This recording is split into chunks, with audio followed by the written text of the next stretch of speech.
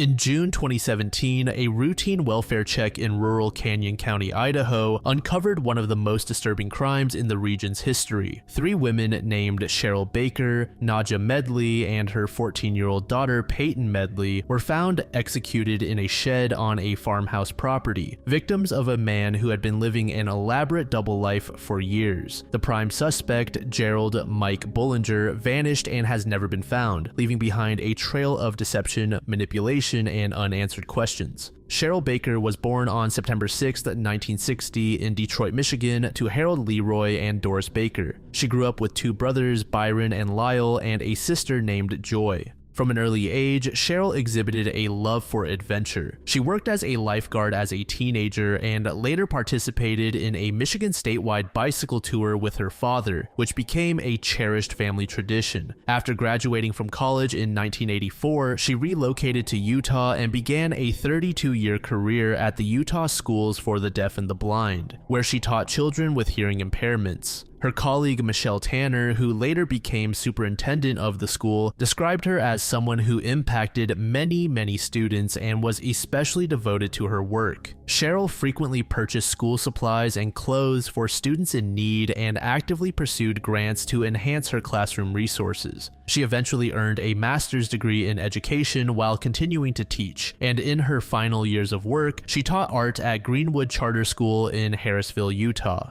Friends remembered her as an avid reader who loved the outdoors and was a very creative, artistic, kind, and gentle woman. Nancy Powers, a longtime friend and colleague, recalled that Cheryl was so creative she made her own wedding dress and needed help hemming it the night before her ceremony. At 50 years old, she married for the first time after meeting Mike Bullinger on a plane headed to Alaska. Their meeting seemed almost like a fairy tale beginning, though friends noted their contrasting personalities. Cheryl participated in meditation groups and hated guns, while Bullinger was an avid motorcyclist, outdoorsman, and gun enthusiast. Powers recalled that when he came home from hunting trips, he would get all his guns out to clean them, and Cheryl would just have to leave the room because she couldn't stand looking at them. Despite their differences, the couple shared a love of horses, river trips, and camping. In March 2017, they purchased a farmhouse property in Caldwell, Idaho, intending it to be their retirement home. Cheryl had recently retired from teaching and was looking forward to this new chapter of her life. As for Nadia Sasson, she was born on December 5, 1969 in Germany. Little is documented about her early life in Europe, but she eventually immigrated to the United States and settled in Utah, where she built a meaningful life for herself. She married Tom Medley, and together they had their daughter Payton in 2002 while living in Ogden. The couple worked together at a pet store until Tom's unexpected death in 2014 due to health complications. Following her husband's passing, Nadia became a single mother and worked tirelessly as a massage therapist to provide for Payton and maintain their household. Mark Medley, her brother-in-law, described her as a very compassionate person who was extremely intelligent and knew 5 different languages. She had a deep love for animals, particularly horses and dogs, and was known for rescuing any creature in need that crossed her path. In 2015, Nadia met Mike Bullinger while working as a massage therapist, and the two began dating. Friends described her as head over heels in love with Mike. Her friend Rebecca Lorenz told reporters that Nadia had been dating Bullinger for nearly 2 years and would never have become involved with him had she known he was married. To Nadia, Mike presented himself as a divorced man who had been single for approximately 10 years, a lie he maintained throughout their entire relationship. Like her mother, Payton loved animals, especially horses and dogs. She adored Bullinger and sometimes called him Dad. Her best friend, Bethany Cagle, told reporters that Payton idolized Bullinger and believed her mother was engaged to marry him. The prospect of moving to a ranch in Idaho with Bullinger seemed like a dream come true for the teenager who was excited about the horses and open space the property would provide.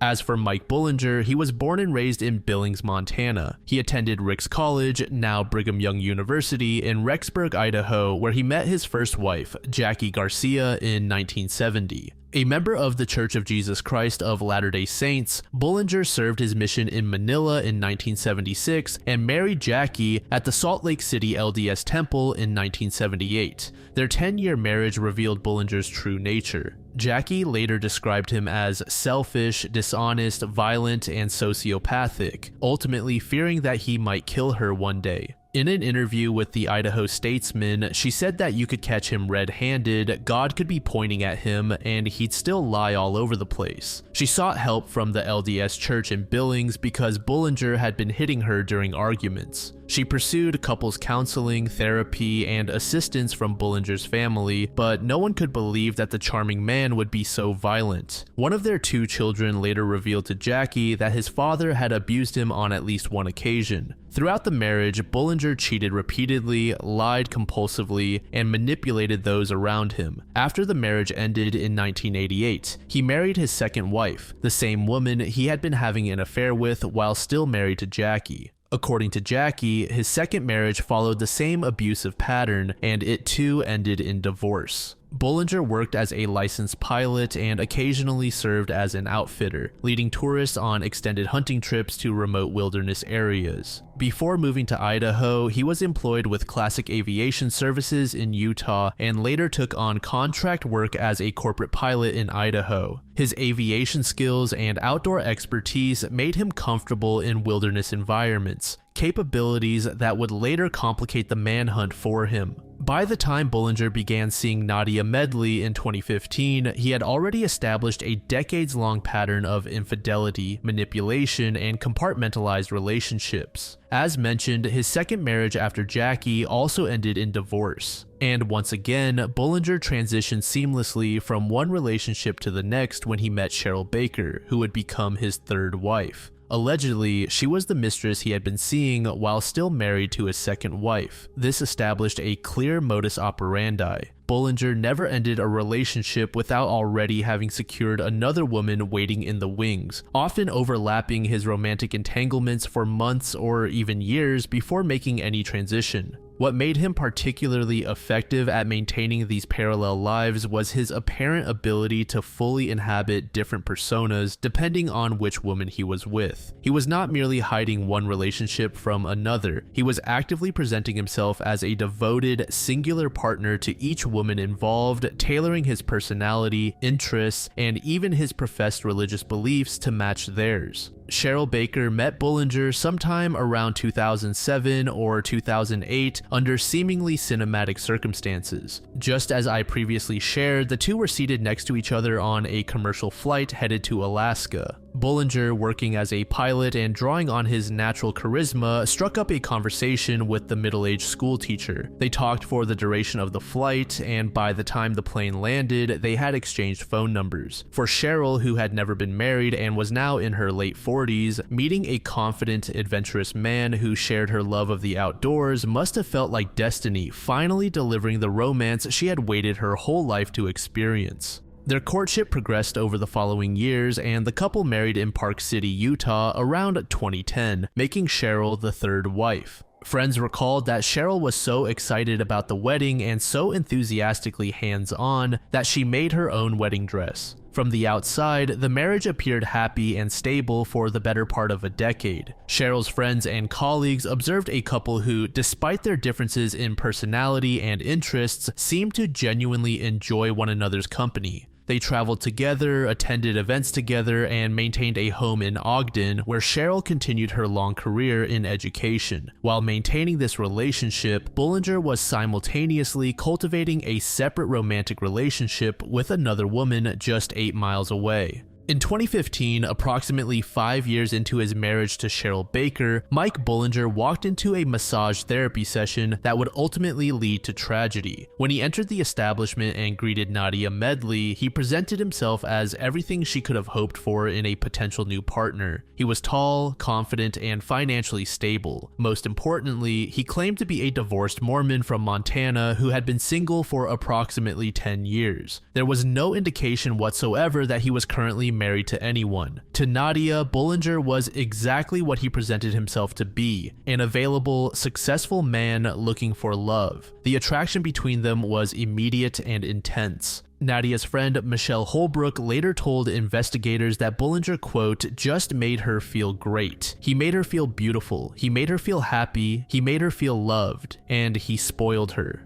After years of hardship with losing her husband, struggling financially, and raising a teenager alone, Nadia had finally found someone who seemed to adore her and was willing to invest in their relationship. Within months, Bullinger had integrated himself into every aspect of Nadia's life. He took her and Payton on trips, to rodeos, to concerts, on hikes, and to sporting events. He positioned himself as not just a boyfriend, but as a father figure to Payton, who had lost her own father just a year earlier. The teenager, desperate for stability and paternal affection, grew to love Bullinger deeply. By 2016, Nadia believed she was engaged to Bullinger. According to Payton's best friend Bethany, Nadia had been dating Bullinger for 2 years. She posted about their relationship openly on social media, introduced him to all her friends and family, and made plans for their future together without any apparent secrecy or hesitation. Bullinger's career as a pilot also provided the perfect cover for his double life. He worked as a private pilot for clients, flying all around the country for work, and his schedule was inherently irregular and unpredictable. When he told Cheryl he was away on a flight assignment, he could instead be spending time with Nadia. When he told Nadia he was traveling for work, he could return to his marital home with Cheryl. Neither woman had reason to question these absences, as they fit perfectly with the demands of his profession.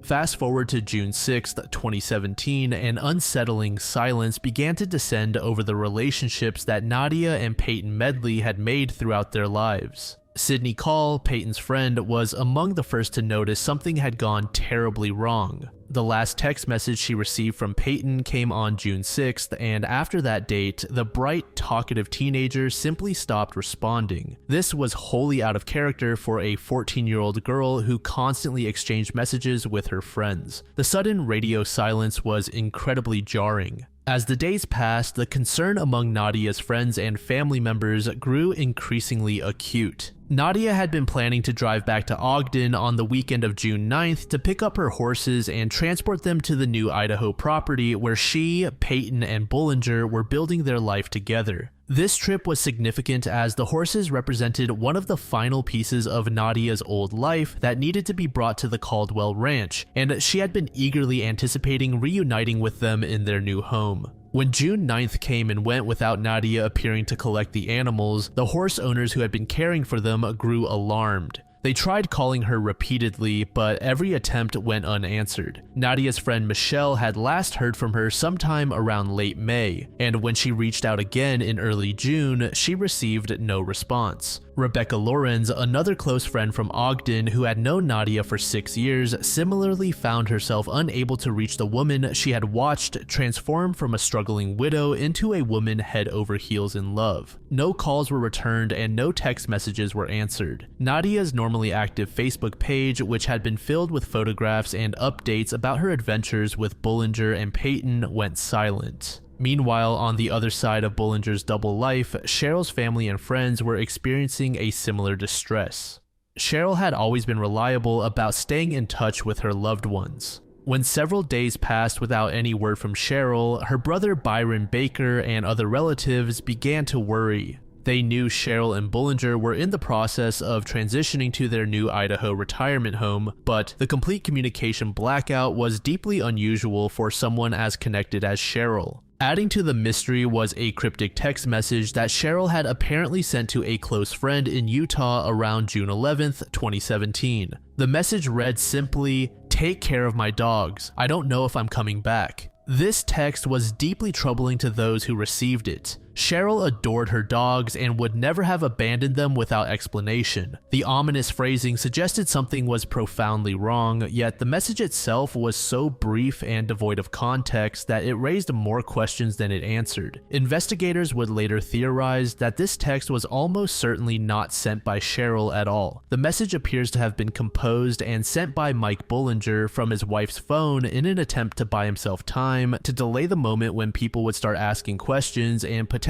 send someone to check on the property. It was a calculated move by a man who was already several steps into executing his escape plan. By mid-June, the accumulated concerns of multiple people across multiple states finally converged into action. On June 19, 2017, a family member who had grown increasingly desperate after failing to reach one of the women known to be living at the Caldwell property contacted the Canyon County Sheriff's Office and requested a welfare check. Different sources indicate that the call may have come from Bullinger's own son, who had become concerned about the lack of communication, or from Sidney Call's mother, Tammy, who had been fielding her daughter's growing anxiety about Payton's disappearance for nearly 2 weeks.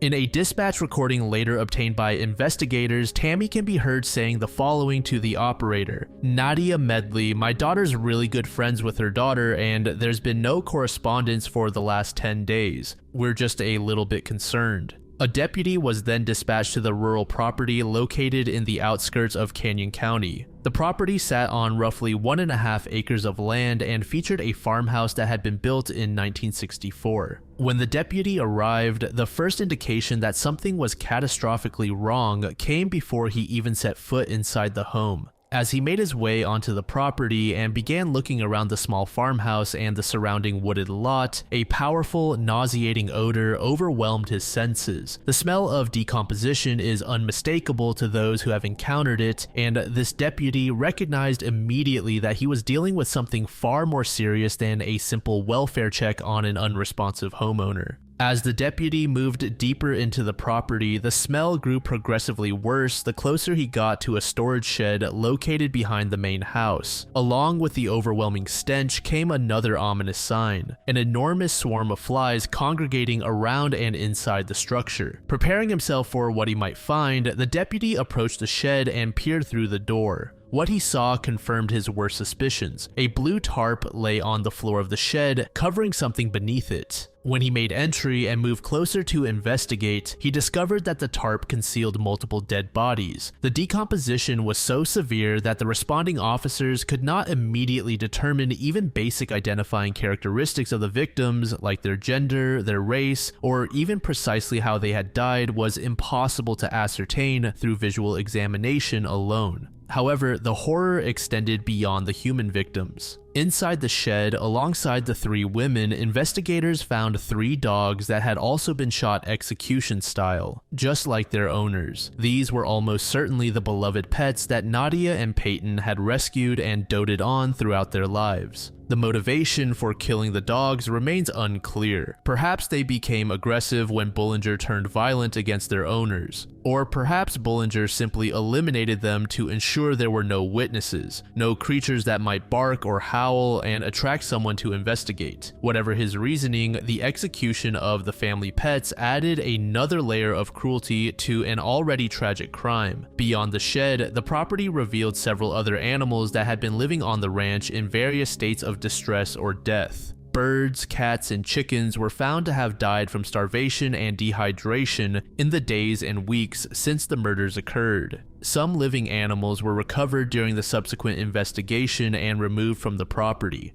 These included a snake, a rat, and some rabbits that had somehow survived the neglect and were taken into custody by animal control. Once the initial shock of the discovery had passed and investigators could begin the work of processing the crime scene, autopsies were conducted on all 3 victims. The Canyon County coroner, Vicky DeGaius Morris, determined that each woman had been killed by a single gunshot wound to the head. It was estimated that the victims had been dead for approximately 1 to 2 weeks before their bodies were discovered on June 19th. Working backward from the discovery date and accounting for the state of decomposition, investigators determined that the murders likely occurred on either June 8th or June 9th. This timeline aligned with the date that witness accounts and circumstantial evidence suggested Cheryl Baker had arrived at the property to visit what she believed was her retirement home. While only Mike Bullinger knows the precise sequence of events that led to the murders, investigators have been able to piece together a likely scenario based on the evidence collected, witness statements, and the timeline of known events. The catalyst for the violence appears to have been Cheryl's arrival at the Caldwell property sometime on June 8th. Sergeant Charles Gentry, one of the lead investigators on the case, stated his belief that Cheryl had never visited the Idaho property before that day. Whether she came to surprise her husband, to inspect their future retirement home, or because she had grown suspicious of his behavior and wanted to see for herself what he was doing in Idaho, her arrival would prove fatal.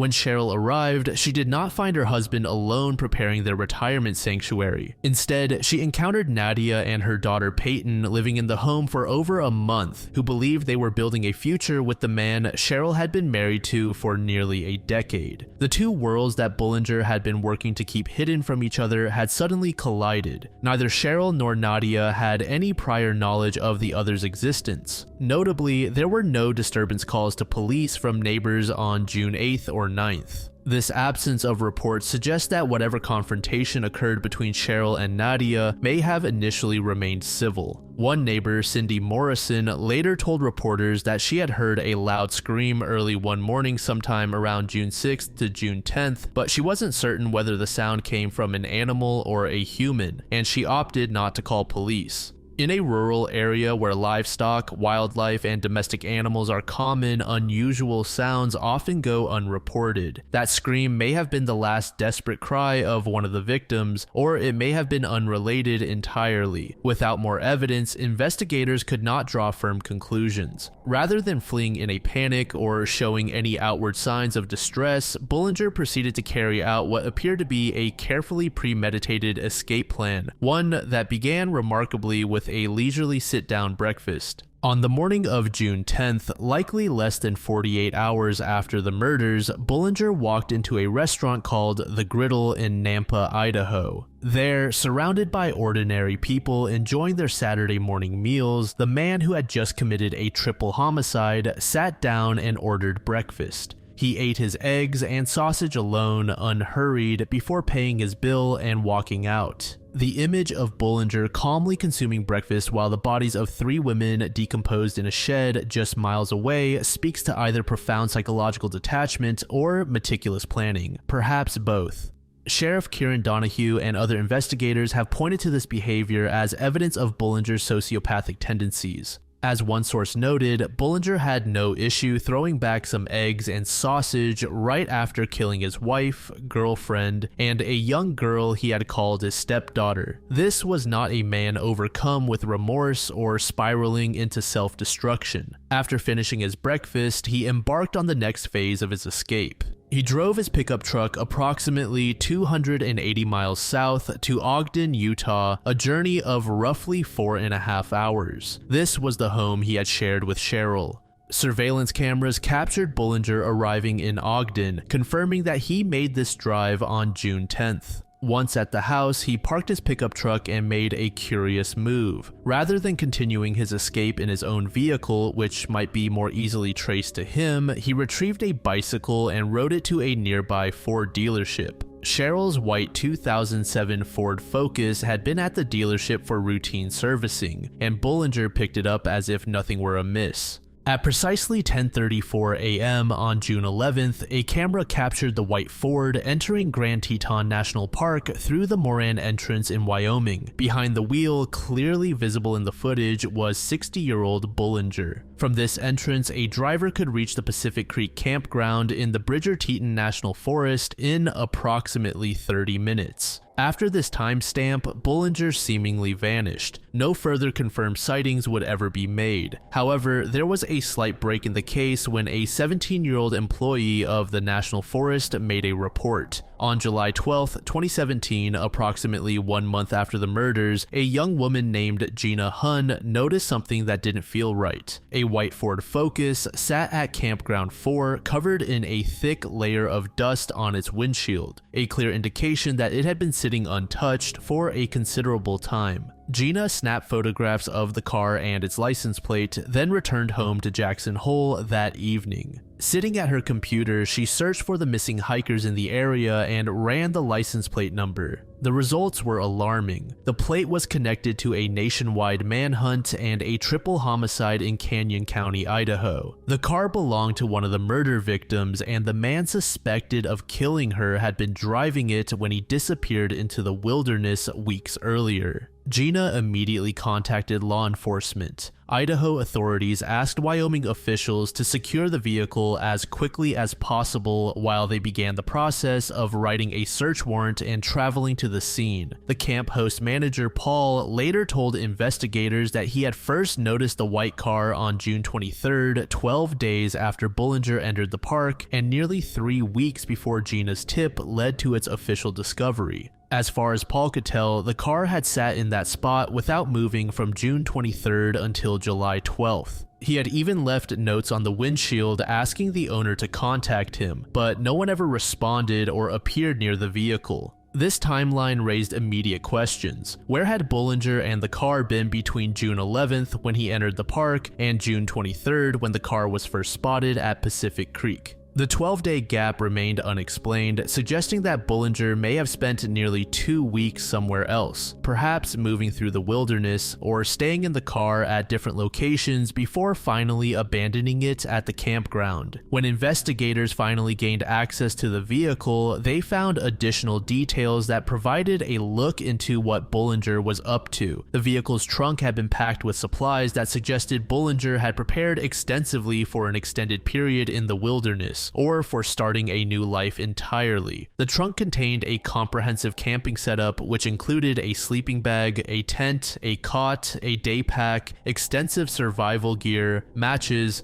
a fire starter, a space blanket, a first aid kit, a blue plastic tarp similar to the one covering the victims' bodies, outdoor clothing, boots, an all-purpose utility tool, and 2 water bottles, one full and one empty. An empty cooler suggested he may have brought food that had since been consumed. Perhaps most significant were the personal items left behind. Investigators discovered Bullinger's brown canvas day pack containing his wallet with personal documents, a laptop computer, nearly $3,600 in cash, and his Utah driver's license. The conspicuous placement of these items in the trunk, as if deliberately left behind, puzzled investigators. The trunk also contained a loaded revolver in a holster loaded with 5 rounds. Additionally, an empty leather holster was found, suggesting that Bullinger had possessed a second firearm that he had taken with him when he left the vehicle. Most damning of all were the items that directly tied Bullinger to the crime scene. The trunk held the smartphones belonging to all 3 murdered victims, as well as Bullinger's own smartphone. The discovery of the car triggered one of the largest manhunts in recent Wyoming history. Within hours of confirming the vehicle's connection to the triple homicide, a sprawling multi-agency operation mobilized to search the vast wilderness surrounding Pacific Creek Campground. The search involved various entities, including the FBI, the U.S. Marshal Service, the National Park Service, and more. Lieutenant Matt Carr of the Teton County Sheriff's Office served as a key coordinator, while District Ranger Todd Stiles of the Black Rock Ranger District managed the Forest Service's involvement.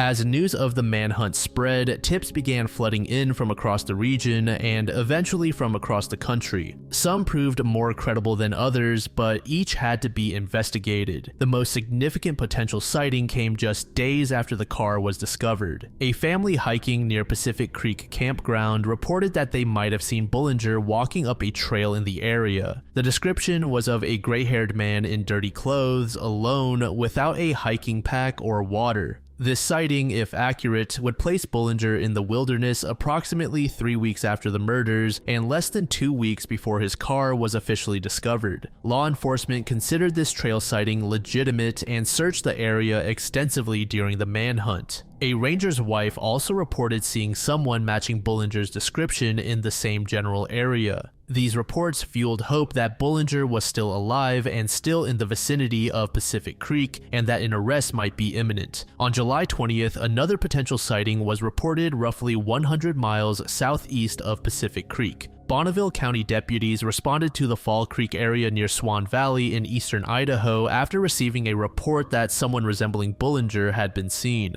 Deputies canvassed the area but were unable to locate anyone matching the suspect's description. The sighting was never confirmed as Bullinger. Over the following months and years, tips continued to arrive. People reported seeing Bullinger at grocery stores, at a Walmart in Michigan, and at a Dairy Queen in Jackson Hole. but none of these sightings were ever verified. In August 2018, more than a year after the murders, deputies responded to yet another reported sighting in Wyoming, but once again found no sign of the fugitive. That same year, a young backpacker named Ben was hiking along a creek in the wilderness near where Bullinger had disappeared when he spotted something metallic in the water. Reaching down, he pulled out a fully loaded revolver. The discovery electrified investigators. The gun found in Bullinger's car had been the same kind of revolver, and an empty holster in the trunk suggested he had taken a second firearm with him when he left the vehicle. Officials contemplated on whether this gun also belonged to Bullinger and if it had been deliberately abandoned or accidentally left behind. Ben kept the weapon and once he had cell service, contacted the sheriff's office to report his find. The gun was brought in for forensic analysis. However, it was traced to an elderly man in Utah, someone unconnected to Bullinger, who had apparently lost or disposed of the weapon years earlier. While the discovery generated significant excitement, it ultimately proved to be a dead end rather than a breakthrough. More than 8 years after Mike Bullinger walked away from the remote campground, his fate remains officially unknown. Two primary theories have emerged, each with compelling evidence. Sheriff Kieran Donahue has consistently maintained that he is 99% convinced that Bullinger is deceased. The sheriff believes that Bullinger met his end through exposure to the elements, or an animal attack somewhere in the remote Wyoming wilderness. The harsh conditions of the region support this theory. Winter temperatures in the Teton wilderness can plunge to 40 degrees below zero, and even summer nights at high altitude can be dangerously cold for someone without proper shelter. Grizzly bears, recently emerged from hibernation and hungry in June, present a lethal threat to anyone traveling alone and unprepared. The items left behind in the Ford Focus lend some credence to the theory. By abandoning his identification, his laptop, and nearly several $1,000s in cash, Bullinger may have been signaling that he had no intention of starting over. A man planning to end his life might leave these behind as a final statement, or simply because he knew he wouldn't need them. Sheriff Donahue has stated publicly that he considers the case solved based on the forensic evidence connecting Bullinger to the murders. He said, 100% solved. With the forensic evidence we have and the facts of the case, we have solved the crime. The only remaining question in the sheriff's view is recovering Bullinger's body to provide final closure. Others who knew Bullinger and some who have studied his case remain skeptical that he would have taken his own life. Christine Rappel, a friend of Nadia Medley's, told the Idaho Statesman the following: "People have said he probably went out into the woods and ended it. I think he's too egotistical for that." Another anonymous source offered an even blunter assessment, saying, "If you know about sociopaths, you know they're unlikely to end themselves. He would have to feel guilty and he doesn't have a conscience."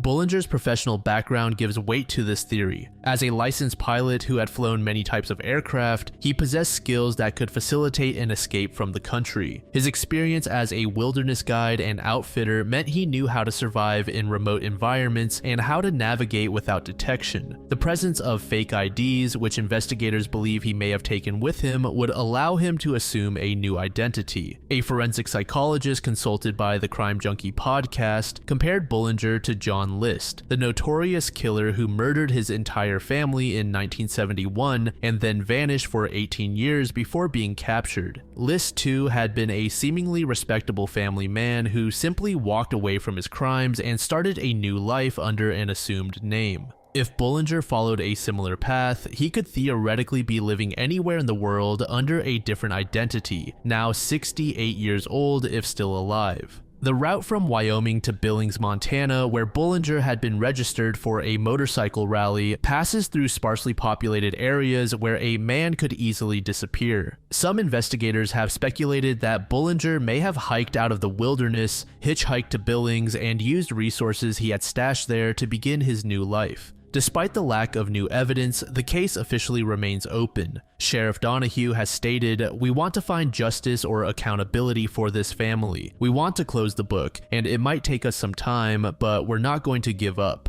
Both the homicide warrant and the failure to report a death warrant remain active, with no bond and nationwide extradition authorization.